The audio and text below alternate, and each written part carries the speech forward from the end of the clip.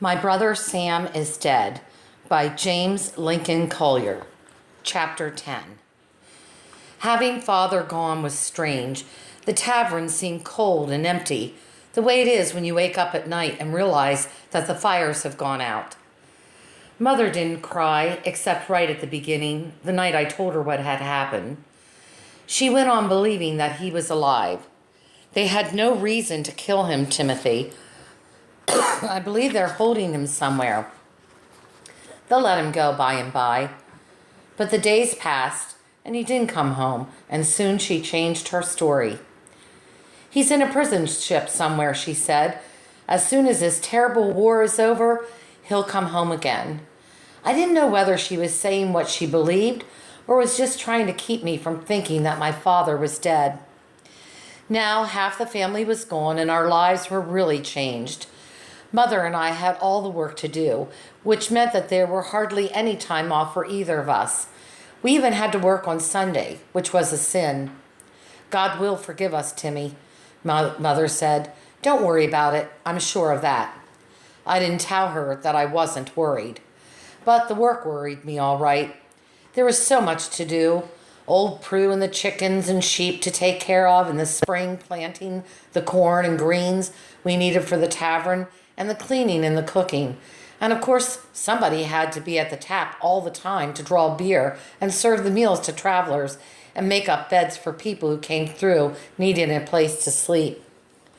There were a lot of people going through too. Messengers going here and there, and people moving to different towns, and commissary officers and such.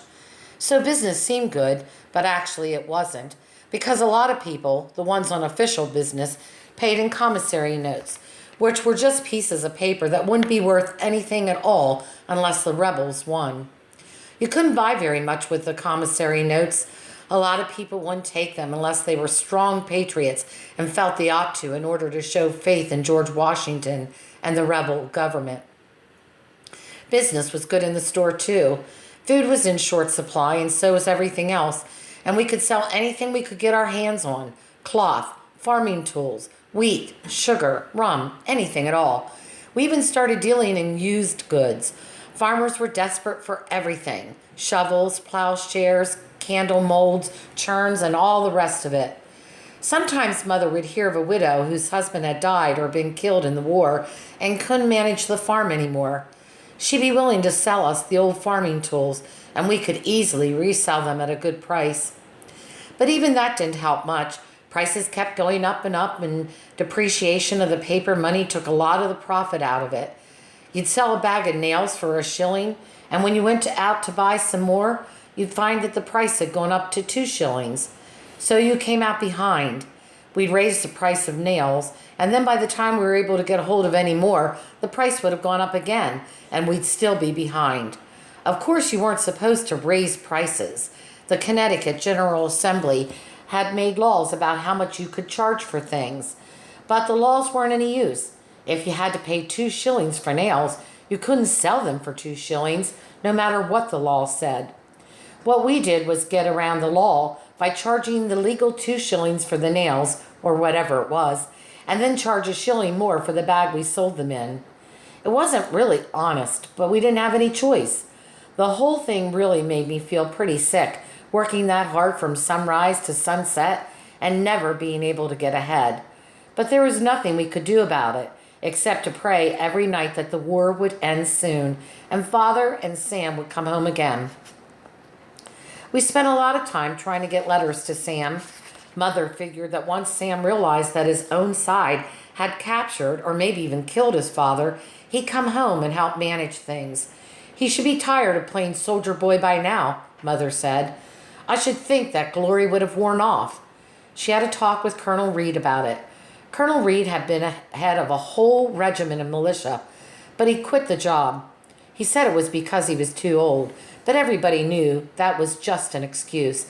He quit because he was against the war and didn't want to fight in it. He was a patriot, but he didn't approve of the war. He said to my mother, Mrs. Meeker, even if you can persuade him to come home, they may not let him. That doesn't seem right. Of course, Sam could claim it was a hardship case, the father gone and the only younger brother, left at home. But the fact that Mr. Meeker is considered a Tory wouldn't help. Mother said if he's got the brains he was born with, he won't tell them that, will he, Colonel Reed? Colonel Reed smiled. I don't imagine he will, Mrs. Meeker. But I wasn't so sure anybody was going to be able to change Sam's mind to begin with. He got himself set to win the war and throw the British out of the country so we could be free. And when Sam was determined, he usually stuck to things. Pig-headed was what some people called him, but not me. Of course, I still hadn't figured out what he was fighting for. It seemed to me that we had been free all along. What had the English government ever done against me? I thought about that a lot, and I never could find any way they'd hurt me that had mattered very much. Naturally, in church we had to pray for the king and parliament, and that was a nuisance because it made the prayers go on longer. As a matter of fact, we weren't supposed to pray for the king and parliament anymore. The assembly had declared that it was treason to pray for them. But Mr. Beach was pretty brave, even though he was over 75 years old, and he went on praying for them anyway. A couple of times, rebels had come into the church and pulled him down from the pulpit and pushed him around, but he didn't care. He made us pray for the king and parliament just the same.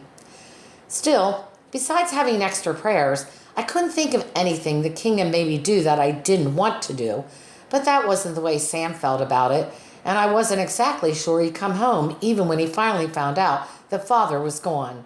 There was only one way to find out, so we kept trying to get messages to him. We asked Betsy Reed to tell him about Father if she got in touch with him, but she didn't know where he was any more than we did. So there were a lot of changes in our lives, but the biggest was the one that was happening inside myself. Ever since I got the wagon home by myself, I hadn't felt like a boy anymore. You don't think that things really happen overnight, but this one did. Of course, I was dead tired when I went to bed that night, and Mother let me sleep late in the morning, and when I woke up, I was different. I noticed it first at breakfast.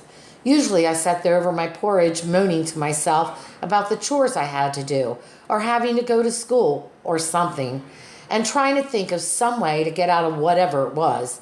Or when Mother turned her head, I'd scoop up a fingerful of molasses from the jar and stir it into my milk. Or I'd eat breakfast slowly so I could stall off going to work. But that morning, after the terrible trip home, right from the very first moment we got finished saying grace, I began planning the things I had to do, which things had to be done first, and what was the best way to get them done. It was funny. It didn't even cross my mind to stall or try to get out of the work. I didn't wait for Mother to tell me what to do. I brought the subject up myself. I've got to get the wagon unloaded right away, I told her. Everything will get damp sitting out there in the barn. Maybe I can get Jerry Sanford to help me roll the barrels down. Mother nodded. I think she must have been surprised to hear me talk like that, but she didn't let on. You'll need somebody bigger than Jerry. Perhaps you can hire Sam Smith's Negro, Ned. We discussed it all, and about halfway through breakfast I began to realize that I had changed. I wasn't acting my usual self. I was acting more like a grown-up. You couldn't say that I was really an adult, but I wasn't a child anymore, that was certain. I thought about showing off in front of Sam when he came home. I'd say things like, well, Sam, we've decided not to put in oats this year. We're going to use the space for corn. Or, we're not keeping the kitchen fire going all the time. I haven't got enough time for wood cutting as it is. I would be the one who knew about things, not him. But even though it was nice to feel more grown up and act that way too, I missed Father, especially toward the end of the day when I was tired and cold and hungry and there was still wood to be brought up and the barn to be cleaned and old Prue to be milked. I began feeling sorry for myself and wishing that Father was back. I'd imagine that if I looked up, I'd suddenly see him striding into the barnyard, and I'd look up, but he wouldn't be there. I'd stand there feeling disappointed, even though I had really known he wouldn't be there, and I'd get angry with the rebels for starting the war, and angry with Sam for going to play soldier and having the glory while I had to do all the work at home. It wasn't fair. It would make me curse, and I didn't care whether cursing was a sin. Winter came and winter went, and the war went on in the same distant way. Oh, the effects of it were real. The rising prices, the shortage of everything, the news that so-and-so had been killed in some faraway battle. But all the things you think of as belonging to a war, the battles and cannons firing and marching troops and dead and wounded, we hadn't seen any of it, except for the messengers and commissary officers who came by. It got to be the spring, 1777. The work went on, except that instead of cutting wood, cleaning the barn, and pitching hay for the animals, I now spent my day digging and planting in our kitchen garden by the side of the house, so we'd have fresh vegetables for the tavern. And I was doing this one Saturday morning, early, toward the end of April, the 26th to be exact, when I began hearing from a long way away a heavy muttering noise. It sounded a bit like thunder, but not exactly. It made me uneasy. I jammed the spade in the ground and went out front of the tavern to have a look up and down the road. The sound seemed to be coming from the southwest, over behind the church somewhere, but there wasn't anything to be seen. And then I saw Ned, Samuel Smith's Negro, come running up the road. At the same moment, Captain Betts popped out of his house next door. Captain Betts was in the rebel militia. "What is it, Ned?" he shouted. "British troops, Captain," Ned shouted. He ran on by. Captain Betts turned back in the driveway. "Jerry," he shouted, "quick, get Mr. Rogers here." Jerry Sanford dashed past him through the door and up the road toward the Rogerses. Captain Betts continued to stand there for a moment more listening. "What do you think they're doing, Captain Betts?" I called. He looked grim. "It won't be anything good. There are a lot of them." "Is the militia going to try to stop them?" He scowled. "There aren't enough patriots in Reading to stop a pair of cows going through." Then he went back into his house. I turned and went into the tavern.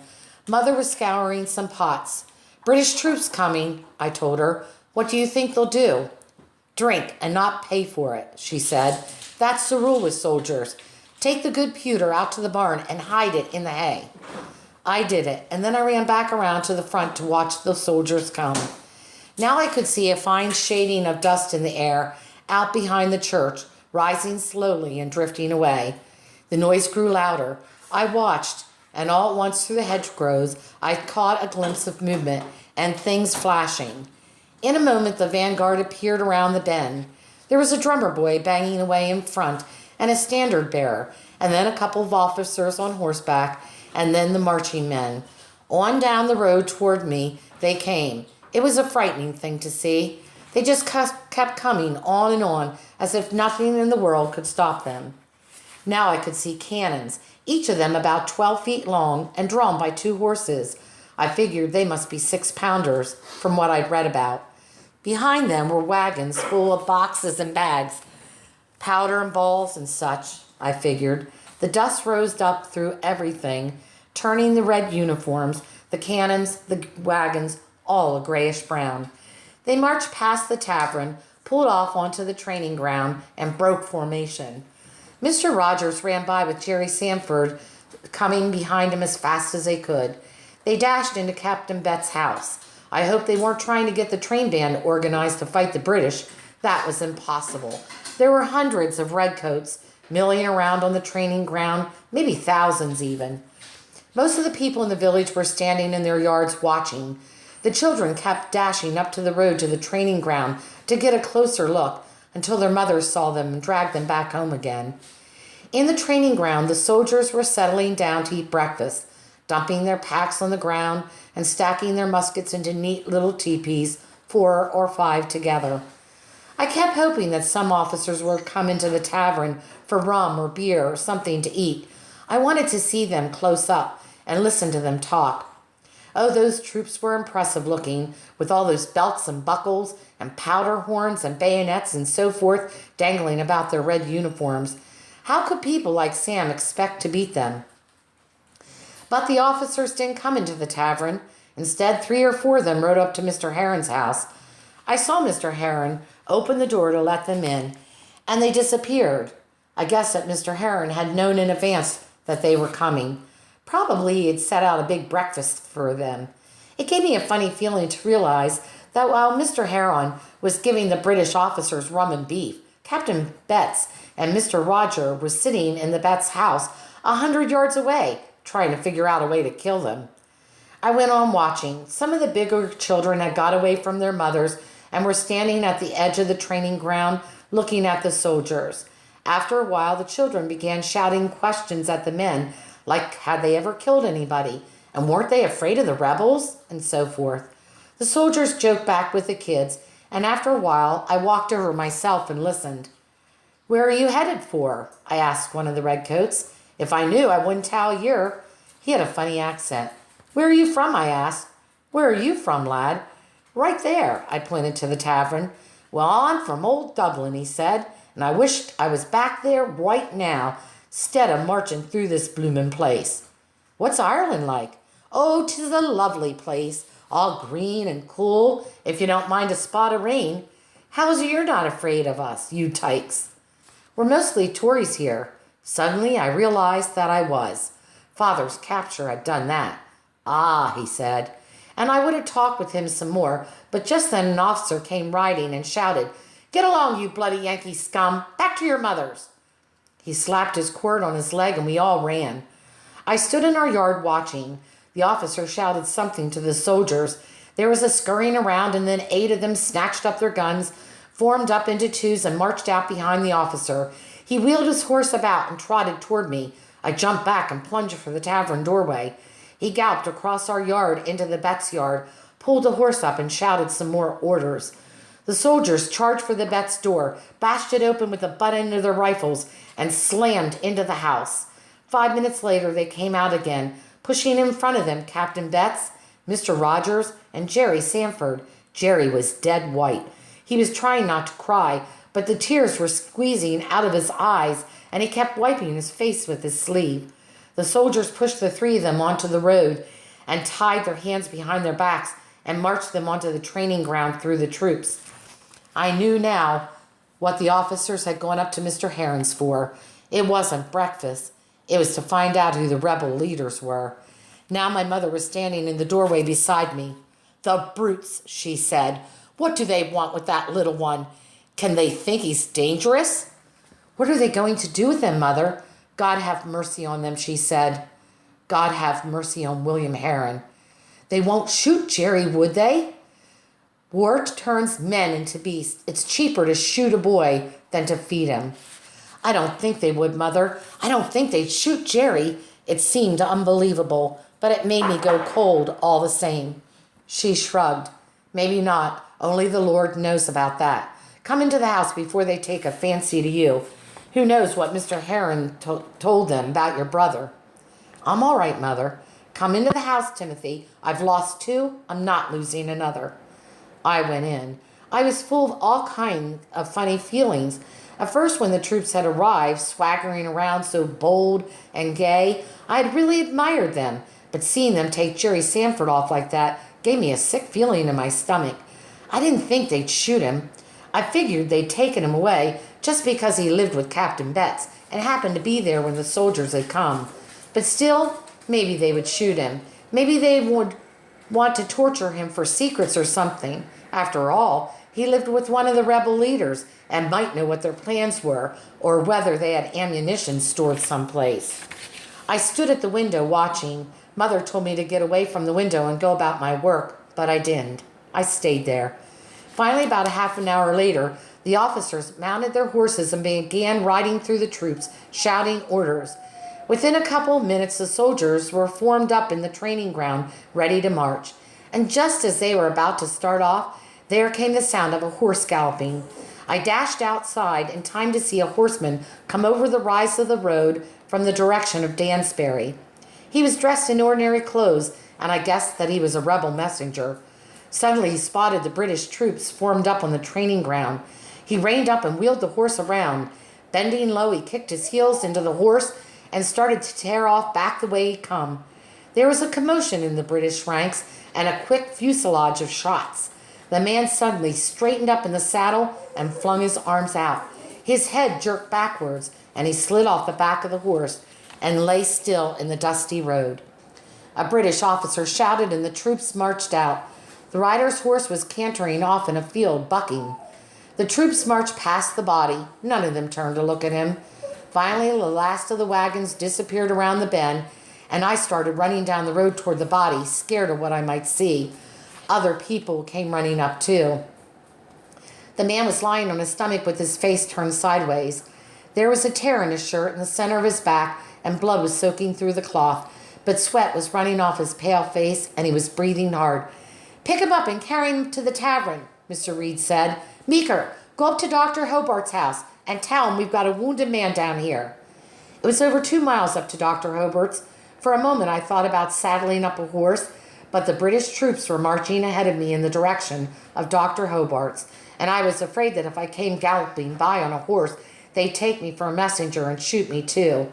On foot, I could cut through the fields if I had to.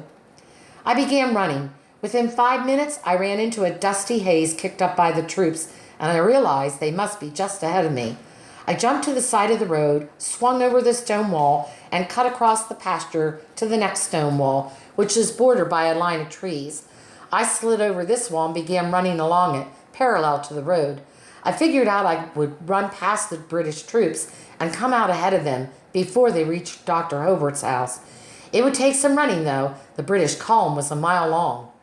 I ran on, stumbling through the pasture, stubble, and furrows of the plowed fields, and I had covered almost 2 miles when I heard shots. At first, only 1 or 2, but then a fusillade. I dropped flat behind the stone wall and then raised my head to stare around. I couldn't see anything but the empty field that lay between me and the road. I slid over the stone wall and began to run, crouched over, toward the stone wall at the other side of the field, which bordered the road. When I got to the wall, I flung myself flat and listened. The shooting was going on down the road away. I took a chance and raised my head to look over the wall. The British column was disappearing around the bend, but a couple of troops had stayed behind. They were kneeling on the road in a line, firing at Captain Starr's house across the road from them on the other side from where I lay. From where I was hidden behind the stone wall, I could look through the downstairs window in the side of the house. There were rebels in there, firing back at the redcoats. The way I figured it, the rebels had hidden there and begun shooting at the British troops as they marched by. Through the windows, I could see the rebels moving around. I couldn't recognize all of them, but I knew some. One was Captain Starr. Another was Samuel Smith's Negro slave, Ned, the same one who first came running to report that the British were coming. As I watched one of the British pitched over flat in the road, the rest went on firing into the building as if the bullets coming out at them didn't matter. It was the way the British fought. Suddenly, an officer shouted an order. The British troops rose, their bayonets flashing at the ends of their muskets. The officer raised his sword and charged toward the house, and troops ran after him. When they reached the door, the officer stood aside while the soldiers battered the door with their muskets. Suddenly, it crashed open and the troops charged in. I heard somebody shout, "There are some damn blacks in here. What shall we do with them?" "Kill them," the officer yelled. He charged through the door, waving his sword. I could see Ned swivel away from the window where he crouched, attempting to swing his rifle around to get in a shot at the officer. But the officer was quicker. He slid his sword into Ned's stomach and then jerked it free. Ned staggered around, still raising his gun up for the shot. The sword flashed in a bright arc, the fastest thing I ever saw move. Ned's head jumped off his body and popped into the air. I never saw it fall. I dropped down behind the stone wall and vomited all over myself. Then I got up and ran across the field and fell over the other stone wall. I lay there smelling my vomit and seeing Ned's head jump into the air. It took a long time before I realized that I was soaked with cold sweat and crying. I knelt up and listened. The shooting had stopped. I remembered the man in the tavern. He was dying too, and I didn't want to have his death laid on me. I slipped along the hedgerow, and when I was well past Starr's house, I came up the field and back onto the road. For a moment I looked. In the distance I could see the British troops milling around the house. They were carrying heavy objects into the house. I knew what they were, but I didn't want to think about it. When the British had all the things in the house, they set the house on fire. I turned and ran down the road toward Dr. Hobart's. I didn't feel much like being a Tory anymore.